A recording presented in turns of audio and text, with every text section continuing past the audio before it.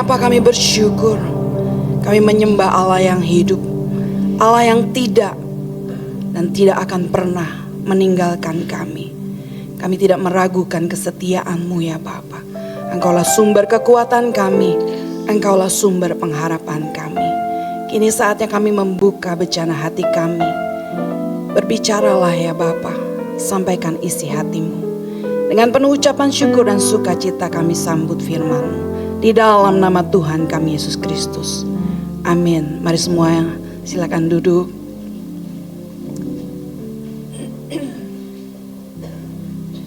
Puji Tuhan, tidak terasa hari ini kita masuk di hari yang ke-11 tahun 2026. Apa kabar Bapak Ibu Saudara? Puji Tuhan. Ya, kita masih buta. Jangankan bulan-bulan ke depan, besok aja kita nggak tahu apa yang akan terjadi. Ya, kebetulan di sini ada Pak Ramli dan anak cucu. Ya, tadi juga ada Arnold ya. Iya.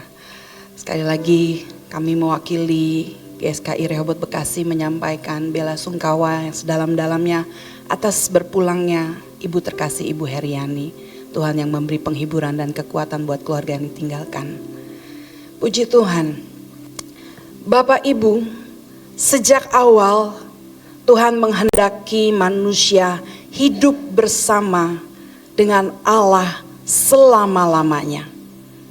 Sekali lagi, sejak awal Allah menghendaki manusia ciptaannya hidup bersama Allah selama-lamanya.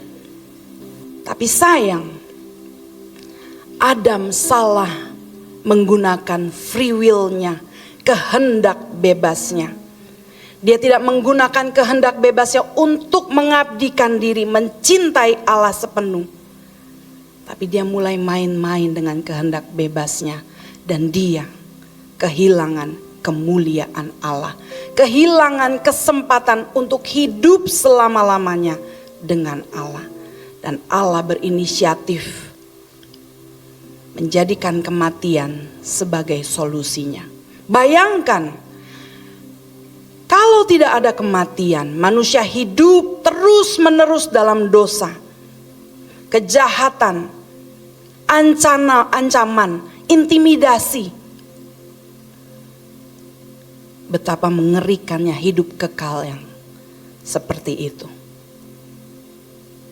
Puji Tuhan, Allah memberikan solusi kematian. Cukup 70-80 tahun saja manusia hidup dalam penderitaan karena kutuk dosa. Karena Adam jatuh dalam dosa, akhirnya manusia menjadi produk gagal, invalid, tidak sesuai rancangan awal semula. Sayang sekali ya. Namun demikian Allah sangat-sangat mencintai produk gagal ini, Bapak Ibu Saudara dan saya. Allah sangat mencintai sampai berinisiatif merancang agar manusia dapat dikembalikan ke rancangan Allah yang semula, yaitu untuk bisa hidup lagi bersama-sama, kekal dengan Allah selama-lamanya, tanpa ada lagi dosa yang memisahkan. Bisa gak ya kira-kira? Bisa. Dalam Roma 12 ayat 2 minggu lalu saya menyampaikan juga. Janganlah kamu menjadi serupa dengan dunia ini, tetapi berubahlah oleh pembaharuan budimu sehingga kamu dapat membedakan manakah kehendak Allah. Ini loh kehendak Allah, yaitu apa yang baik, yang berkenan kepada Allah dan yang sempurna. Yuk mari Bapak Ibu Saudara sadari, jujur akui bahwa setiap kita yang hadir saat ini adalah produk gagal. Bukan cuma Adam, tapi seringkali kita pun sembarangan menggunakan kehendak bebas kita.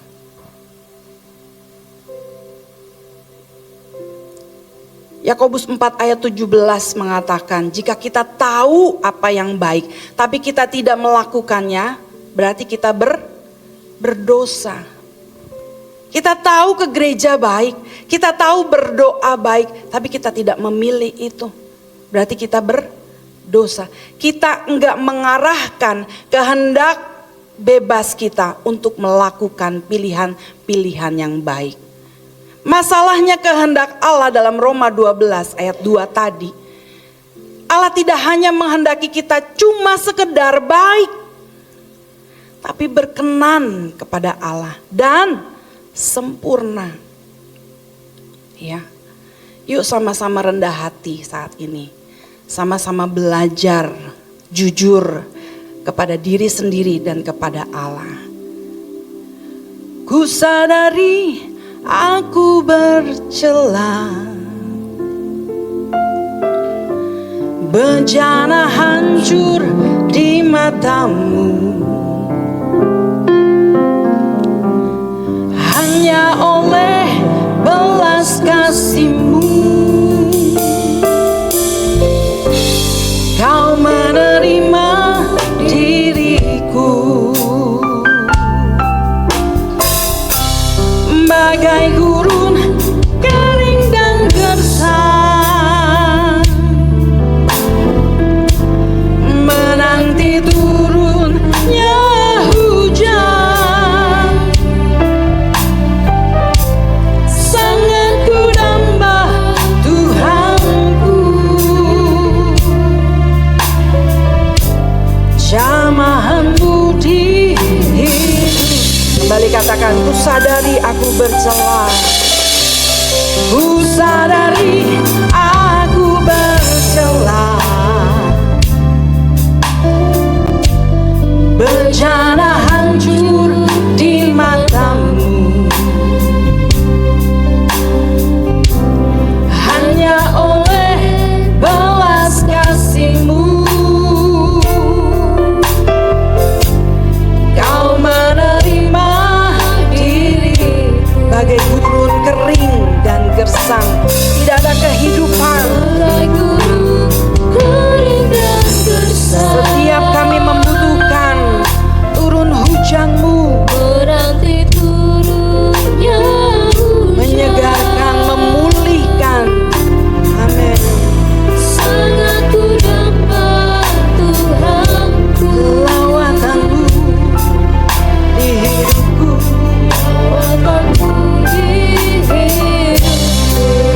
bersama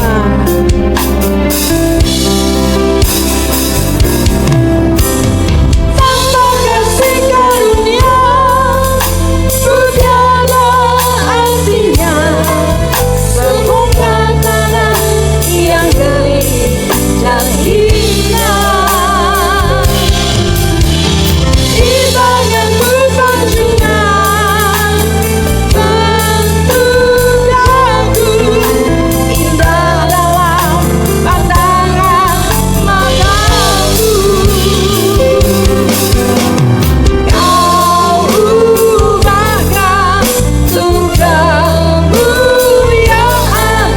simfoni indah keagungan. Tanpa kasih, tanpa kasih karunia ku tiada artinya, semoga tanah yang kering dan hina. Tangan-Mu ya penjual, tangan-Mu penjual yang maha agung, bentuk aku indah dalam pandangan matamu. Kau ubahkan untuk kemuliaan, simfoni indah keagungan. Produk gagal ini tidak dikehendaki Tuhan menjadi produk rekondisi. Ada yang mau beli barang rekondisi, kalau uangnya kepepet ya udahlah ya. Tapi Tuhan gak mau yang begitu-begitu. Tuhan mau yang baru, dipulihkan menjadi bejana yang baru. Sejauh apa perbaikan yang sudah kita alami dari setiap peristiwa hidup yang Tuhan izinkan terjadi. Kalau hari ini hari terakhir kita, sudahkah kita menjadi produk yang baru seperti yang Tuhan kehendaki? Tahu apa yang baik, yang berkenan dan sempurna. Sudahkah kita layak menjadi anggota keluarga kerajaan surga? Produk-produk yang berkualitas. Semalam anak saya bertanya, "Mam, gimana caranya supaya kita nggak takut mati?" Surprise buat saya. Anak 13 tahun nanya, gimana mas supaya kita nggak takut mati? Notabene papa mamanya pendeta, kakak-kakaknya melayani di gereja. Saya pikir anak saya semua baik-baik aja, aman-aman aja. Dan memang anak-anak saya bukan anak-anak yang nakal ya. Saya lumayan galak, puji Tuhan. Jadi saya pikir semua running well. Tiba-tiba tanya begitu. Gimana caranya supaya kita nggak takut mati? Waktu dia tanya begitu sepintas saya lihat, dia bukan cuma mengajukan sebuah pertanyaan biasa ini. Saya lihat ada kegelisahan di matanya. Sebagai seorang ibu saya peka lah. Ini bukan cuma sekedar pertanyaan retorika, cuma sebuah kalimat pertanyaan. Dia gelisah, dia takut. Saya tanya balik, kamu takut nak? Iya, apa yang kamu takut? Kamu takut mati? Mati itu cuma sebentar. Kalau kita hidup di dalam Tuhan, mati itu cuma jembatan. Kita nyebrang ke kehidupan yang sebenarnya.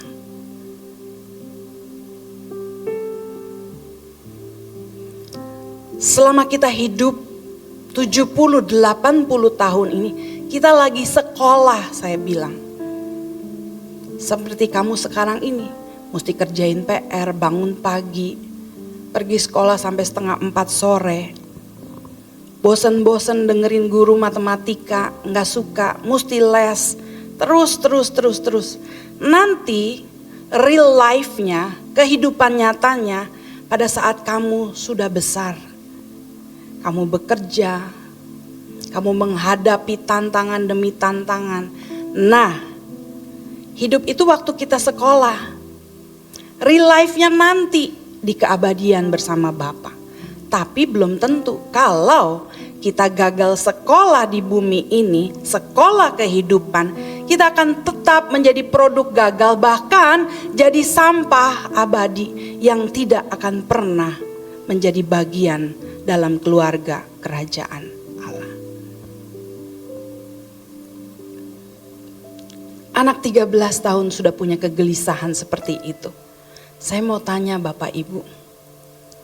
Bapak Ibu tahu nggak kegelisahan, ketakutan anak-anak kita sekarang ini? Ada banyak orang tua yang berpikir, aduh, saya takut anak saya nanti madesu. Apa tuh madesu? Masa depan suram. Saya takut anak saya nggak dapat jodoh. Saya takut anak saya nggak dihormati karena miskin. Ada nggak yang berpikir dan takut kalau nanti aku mati, aku masuk surga, aku ketemu lagi nggak sama anak-anakku? Adakah kita berpikir banyak orang tua siap berumah tangga karena punya modal, tapi nggak siap punya anak? Contohnya, nggak sanggup menenangkan anak yang tantrum. nggak sanggup mengendalikan.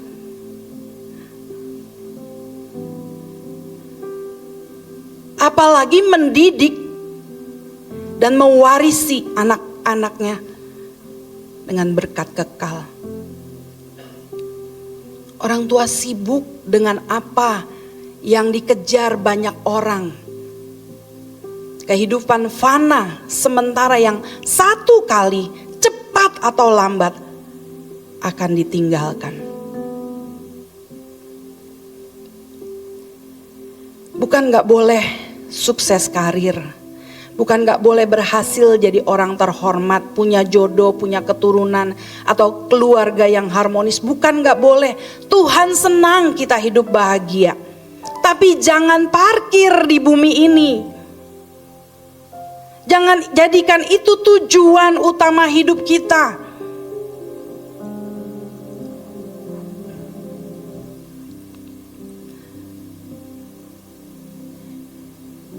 Apa bedanya kita dengan orang dunia kalau kita hidup seperti itu? Hanya menggulirkan, menghabiskan waktu hari demi hari, tahun demi tahun, sampai akhirnya terbaring di peti mati. Konyol. Orang yang mengerti kehendak Allah, yaitu apa yang baik, berkenan dan sempurna, tidak mungkin hanya merasa cukup berdoa, cukup pergi ke gereja, tapi pasti hidupnya produktif, rajin, unggul dalam banyak hal, dan pasti menjadi berkat dimanapun dia berada. Dia gak akan jadi benalu, dia gak akan menyusahkan orang. Kesaksian hidupnya akan membuktikan Allah yang disembah adalah Allah yang hidup. Katakan amin. Saya minta bantuan kawan saya. Biasanya kita, ini teman seperjuangan ya. Sekarang saya minta bantuannya lagi, Bang Roy. Oke. Ya, Matius 6 ayat 31 sampai 34. Matius 6 ayat 31 sampai 34. Sebab itu janganlah kamu khawatir dan berkata, apakah yang akan kami makan? Apakah yang akan kami minum? Apakah yang akan kami pakai? Semua itu dicari bangsa-bangsa yang tidak mengenal Allah. Semua itu dicari bangsa-bangsa yang tidak mengenal Allah. Katanya kita yang ke gereja ini mengenal Allah. Yakin? Kita masih khawatir, masih ngoyo buat hidup sementara ini, hidup fana ini. Lanjut Bang. Akan tetapi Bapamu yang di sorga tahu bahwa kamu memerlukan semuanya itu. Tetapi carilah dahulu kerajaan Allah dan kebenarannya, maka semuanya itu akan ditambahkan kepadamu. Sebab itu janganlah kamu khawatir akan hari besok, karena hari besok mempunyai kesusahannya sendiri. Kesusahan sehari cukuplah untuk sehari. Carilah dahulu kerajaan Allah dan kebenarannya. Mungkin kita sudah ribuan kali dengar ayat ini, tapi kenyataannya kita cari tambahannya dulu. Kerajaan Allah nanti, kalau nafas udah tinggal satu-satu, gak keburu, gak akan pernah dapet itu kerajaan Allah. Orang mau pergi ke luar negeri, persiapannya jauh-jauh hari, betul? Nggak mungkin besok pagi mau berangkat, malam baru packing. Pasti banyak yang keteteran. Jangan malah paspor yang paling penting, yang paling ketinggalan.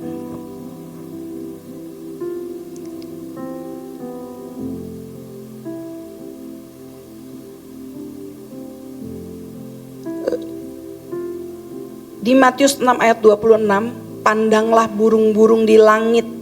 Ini tadi itu ya, Matius 6 ini bicara tentang kekhawatiran. Ya, semua orang, semua bangsa-bangsa mencari hal-hal yang fana di dunia ini. Tapi kepada kita, Allah mau carilah dahulu kerajaannya dan kebenarannya, maka semua akan ditambahkan. Ya, nah. Di Matius 6 ayat 26 itu bukan burung yang diam saja di sangkar, meneng wae, terus tiba-tiba dikasih makan sama Tuhan. Enggak, tapi burung yang terbang mencari makan. makanannya Tuhan yang sediakan.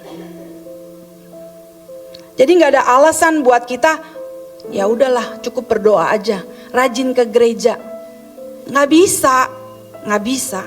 Orang yang tahu kehendak Allah pasti bekerja, melakukan bagiannya. Selebihnya Tuhan yang melakukan bagian Tuhan. Jangan salah jadi orang Kristen. Berdoa percaya saja nanti Tuhan cukupi. Nggak bisa begitu. Regulasinya harus sesuai dengan kebenaran. Bagian kita ya bagian kita yang kerjakan. Selebihnya di luar kemampuan kita, kita serahkan kepada Tuhan. Semua yang kita lakukan, semua yang kita kerjakan, semua yang kita pikirkan harus bersesuaian dengan Allah. Makanya dalam 1 Korintus 10 ayat 31, boleh Bang baca Bang.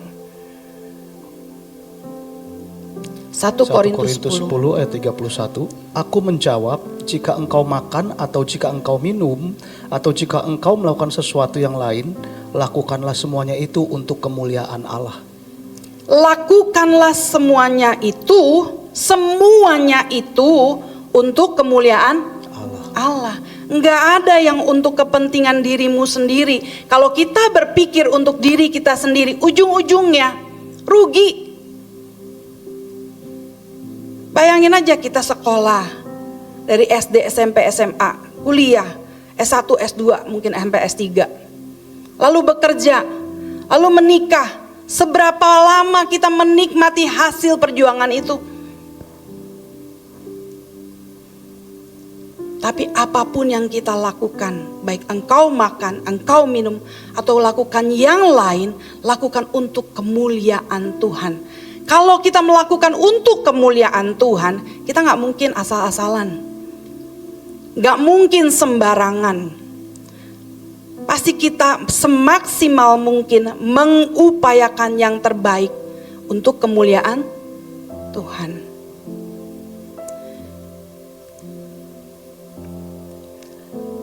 Jangankan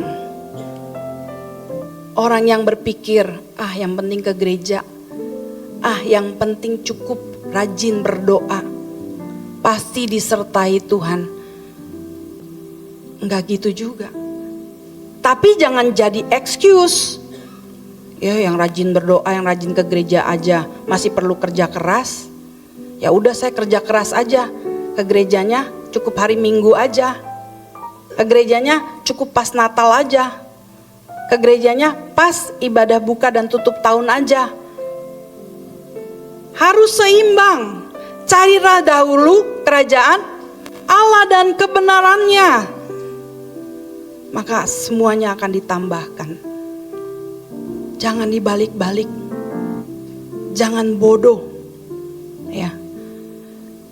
Bahkan lihat di dalam Matius 7 ayat 21 sampai 23 ini pun berkali-kali kita dengar, berkali-kali kita baca, tapi berkali-kali kita jatuh dalam hal yang kebodohan yang sama.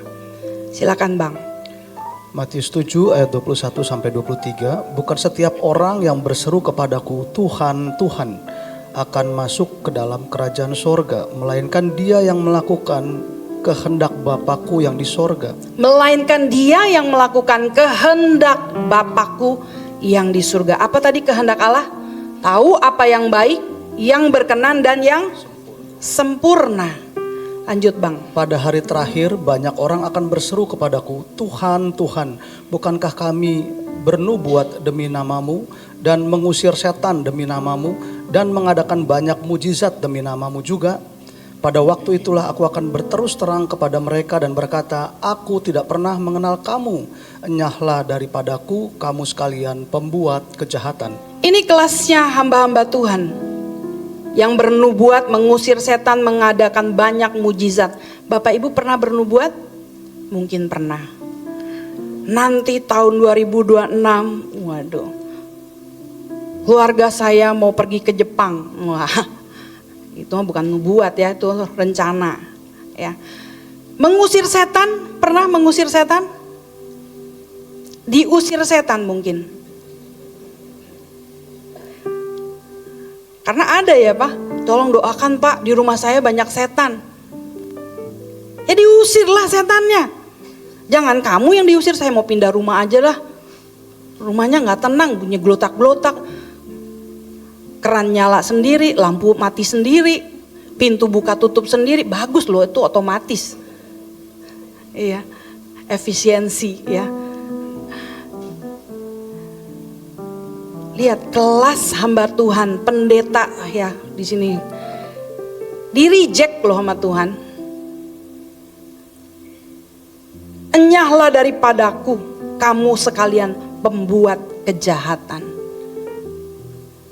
Mungkin pelayanan terus tanpa bersentuhan dengan Tuhan, tidak melakukan kehendak Tuhan, apa yang baik, yang berkenan dan yang sempurna.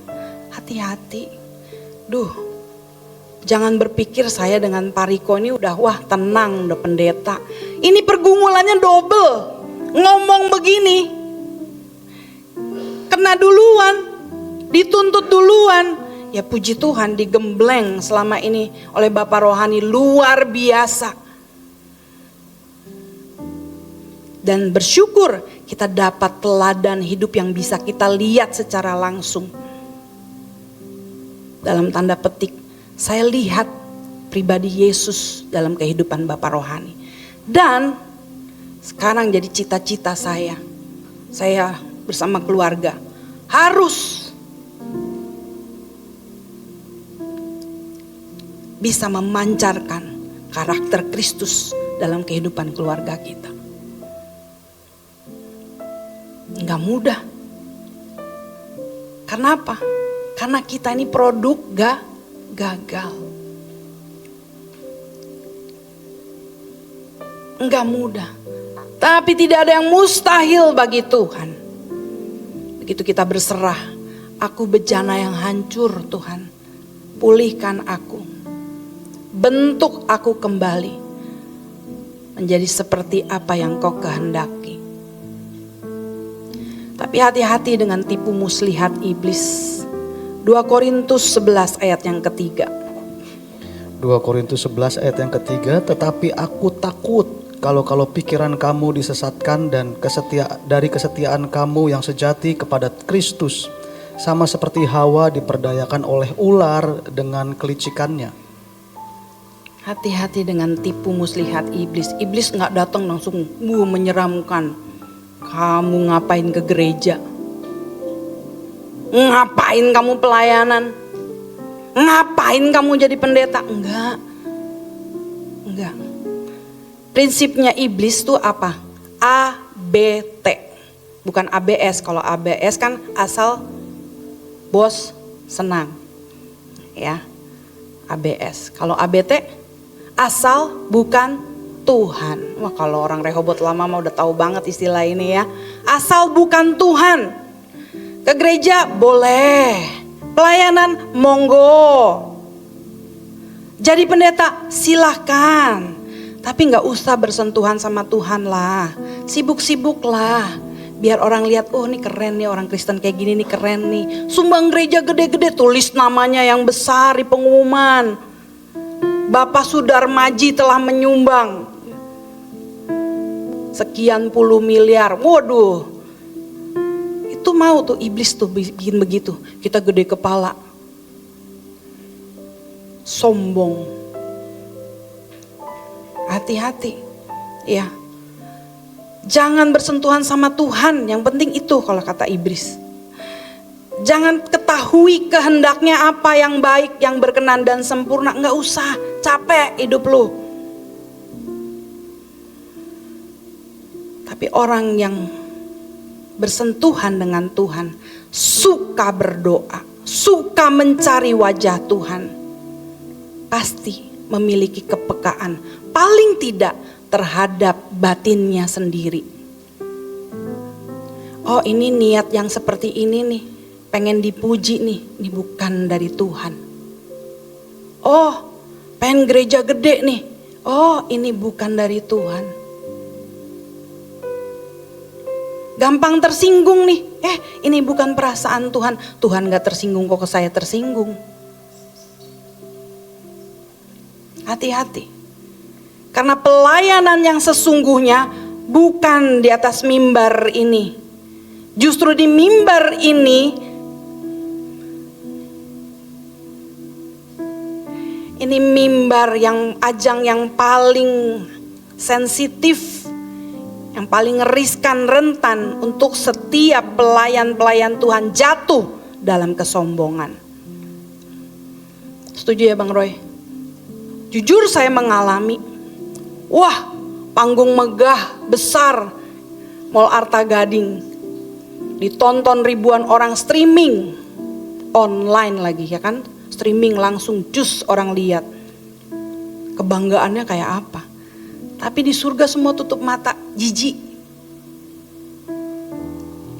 Ngeri banget. Pelayan yang sesungguhnya bukan di sini nih. Bukan. Menjaga perasaan Bapa.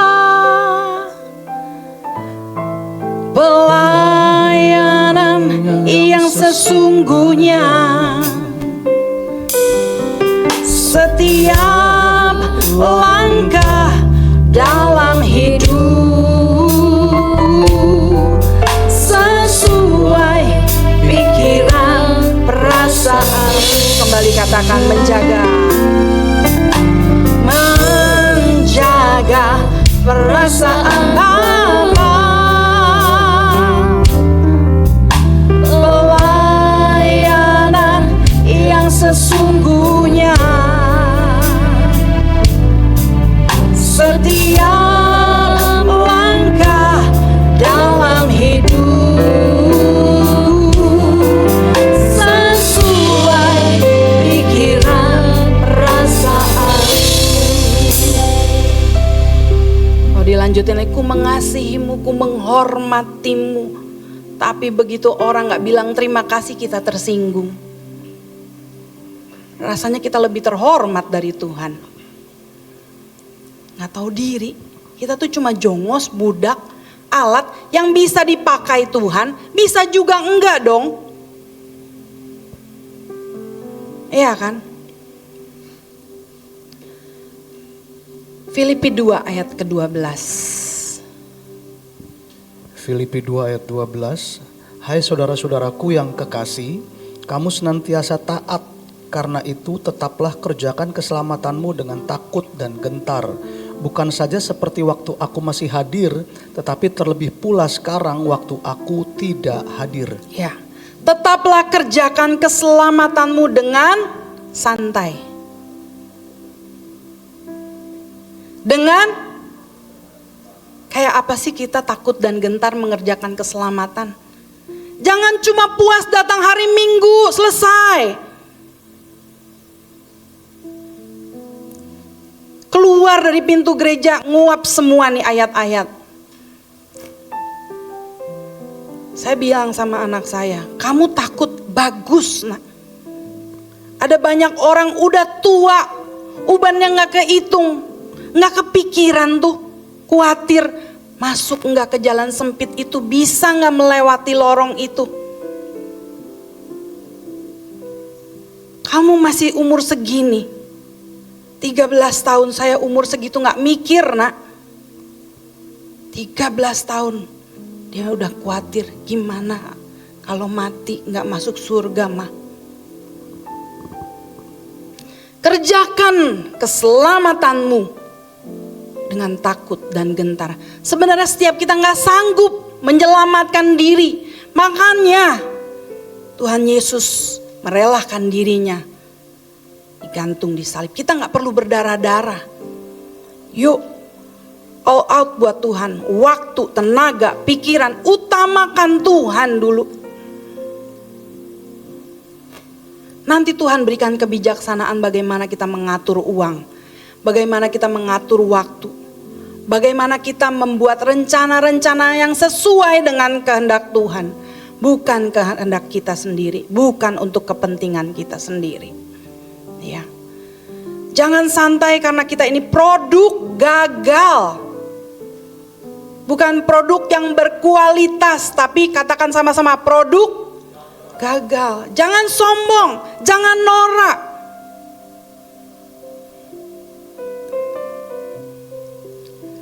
Korintus 5 ayat 17. Jadi siapa yang ada di dalam Kristus, ia adalah ciptaan yang baru. Yang lama sudah berlalu, sesungguhnya yang baru sudah datang. Sekali lagi, Tuhan gak mau produk rekondisi, tapi betul-betul produk yang berkualitas. Mari sadari kita ini ciptaan baru. Kita sudah ditebus dengan darah yang mahal.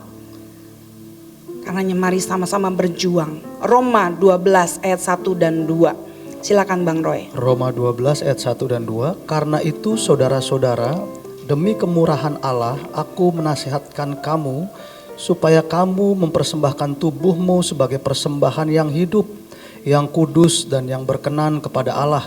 Itu adalah ibadahmu yang sejati. Janganlah kamu menjadi serupa dengan dunia ini, tetapi berubahlah oleh pembaharuan budimu, sehingga kamu dapat membedakan manakah kehendak Allah, apa yang baik, yang berkenan kepada Allah, dan yang sempurna. Amin. Mempersembahkan hidupmu sebagai persembahan yang hidup. Produk gagal ini bisa dipersembahkan sebagai persembahan yang hidup.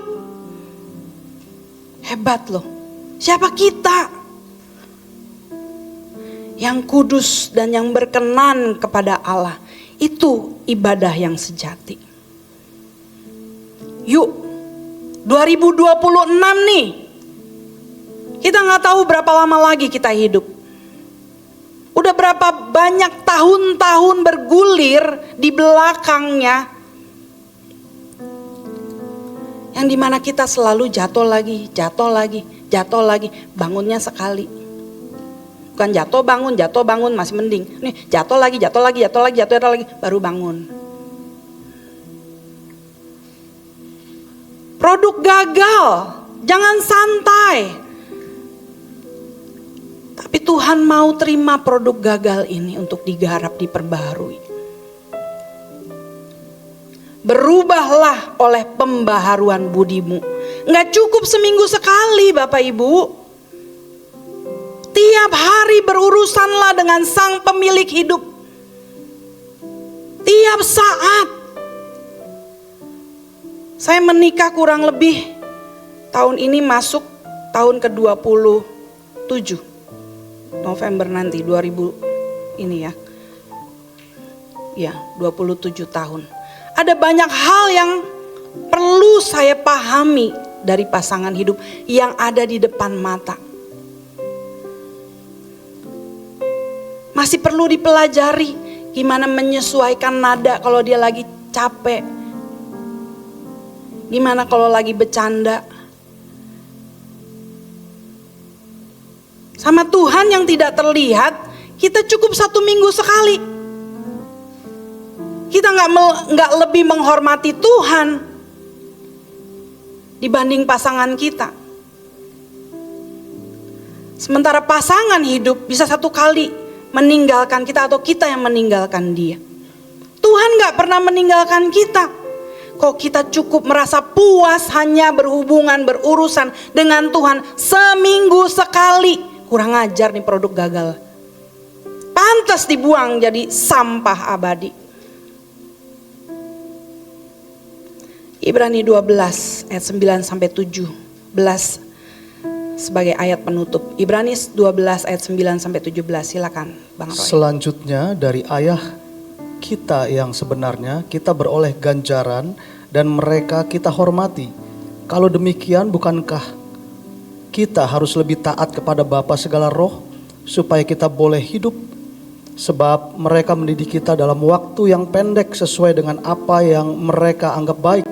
Tetapi Dia menghajar kita untuk kebaikan kita supaya kita beroleh bagian dalam kekudusannya. Memang tiap-tiap ganjaran pada waktu ia diberikan tidak mendatangkan sukacita, tetapi duka cita. Tetapi kemudian ia menghasilkan buah kebenaran yang memberikan damai kepada mereka yang dilatih olehnya. Sebab itu kuatkanlah tangan yang lemah dan lutut yang goyah, dan luruskanlah jalan bagi kakimu, sehingga yang pincang jangan terpelecok, tetapi menjadi sembuh. Berusahalah hidup damai dengan semua orang Perhatikan. dan kejarlah kekudusan, sebab tanpa kekudusan tidak seorang pun akan melihat Tuhan. Kejarlah kekudusan, sebab tanpa kekudusan tidak seorang pun akan melihat Tuhan. Seberapa capek kita mengejar kekudusan? Boro-boro capek, lari aja enggak. Kejarlah kekudusan. Kenapa? Kita produk gagal, belum benar, belum bagus. Jadi mesti ngoyo, ngejar kekudusan. Udah tahu produk gagal, nggak usaha. Lanjut Bang. Jagalah supaya jangan ada seorang pun menjauhkan diri dari kasih karunia Allah, agar jangan tumbuh akar yang pahit yang menimbulkan kerusuhan ya, dan mencemarkan banyak orang. Janganlah ada orang yang menjadi cabul atau yang mempunyai nafsu yang rendah seperti Esau, yang menjual hak kesulungannya untuk sepiring makanan. Sebab kamu tahu bahwa kemudian ketika ia hendak menerima berkat itu, ia ditolak, sebab ia tidak beroleh kesempatan untuk memperbaiki kesalahannya, sekalipun ia mencarinya dengan mencucurkan air mata. Pelajaran berharga dari Esau. Dia pikir dia anak sulung, udah pantas terima berkat dari bapaknya. Kenyataannya, dia nangis meraung-raung minta diberkati, tapi bukan berkat yang sama yang dia terima. Ada durasi. Kesempatan gak tentu datang 2 kali, belum tentu datang 2 kali. Jangan main-main. Kita belum capek, kurang capek mengejar kekudusan. Pantas kalau kita gelisah, takut nggak masuk surga. Itu harus jadi PR utama hidup kita.